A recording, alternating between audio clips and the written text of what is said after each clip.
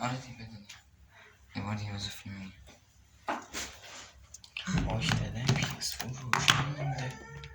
بیاین برای بیاین بر ای چسب زدی زیرش. آره آفرین. چسب زدی زیرش. آفرین. این الان کجا بزنم؟ کارت باش من تو اینجا بوز شدم. سلامتی عشی پس اینجا نیست در حال ویدیو گرفتن. آجی فکر کن من چیز بشم خب یوتیوب بشم تو مثلا داری فیلم میگیری من میام در اتاق با اونم زنده فیلم میگیرم میتونی من میگم عجب نه من عجب پس این هست بچه ها عشی اومدم برم تو خونی عشی پسینا پشماش بگیزی میخوام رو وسط لایو استریم برینه خودش تو تکشیر خرجی روز خرجی داداش لایو داداش خرجی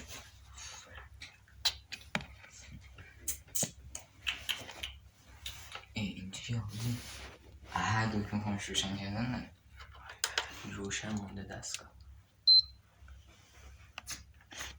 پولو به صندلی نخور تام نیز زدن رو باید بهت یاد بدم حداقل 1 ماه اینو زمان داری کار داری سلامتی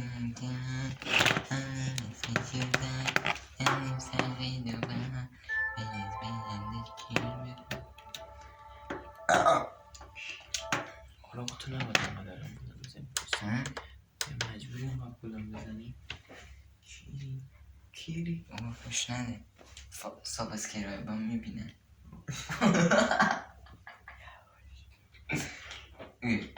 کارتونی چرا یه دونه بابایشو میبردیدی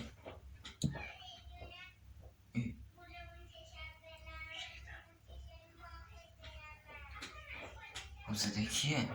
نیستا بذار 3 دقیقه شعر کنم